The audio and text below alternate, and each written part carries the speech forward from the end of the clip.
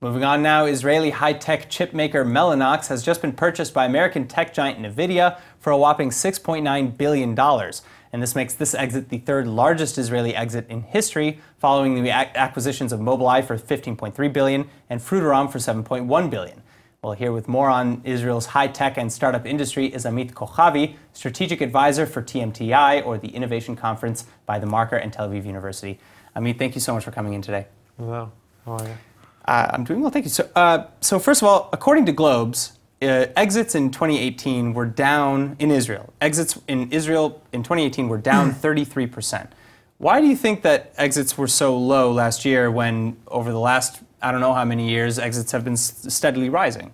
Yeah, so I think that talking about exits and selling companies, it's not a trend. It's not a trendy thing. It's a matter of time and a lot of hard work, and building big companies that are sold or IPO on the end of the day, it takes a lot of years and a lot of development.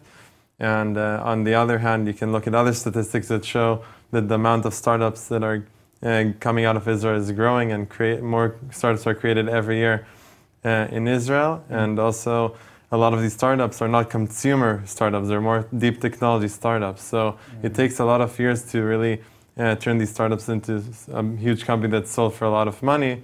So I think that it's not a matter of a trend that 1 year, it's not a reality. It's not something that you can look at and say, hey, you know, we didn't have this many exits, so we might not be doing as well. It's more like, well, not that many companies just made it there. First of all, a lot of these companies that were sold have been working on these developments for 15, 20 years. Wow. Mellanox was developed and started working in 1999. Mobileye also, they worked on it for 20, 25 years. So it's a lot of work to get to this kind of a milestone. So it's not a matter of going down, because you can look at it from the other side that more deep technology startups are coming out of Israel and less consumer. And that's where the big money is.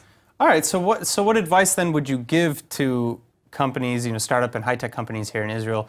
You know, would it be just, you know, keep at it? Or, you know, what kind of tip might you give? So, so as you said before, I'm also a strategic advisor for the conference of Tel Aviv University and The Marker, the magazine. And we're also grading a huge competition there of startups. The prize is 1 million shekels, so it's a very big prize. So there's a lot of different conferences and events that are empowering startups and empowering entrepreneurs and young entrepreneurs. Sure. So so specifically about our conference is going to be one of the main events here in Israel. And also on my other hand, I'm also starting my own startup these days, and raising money and going through this process. And the main advice that I would give is to really understand what's the market that you're going to, and how your product can really help and give value to the market that you're working in. A lot of people don't really check the product market fit, and that's a big problem. All right, and so my last kind of question for you is then about this TMTI conference. It's in June this year, correct? Yeah, July. In July. I'm sorry. Yeah, okay, so it's in July 2019, and anybody can sign up for it with $1 million prize?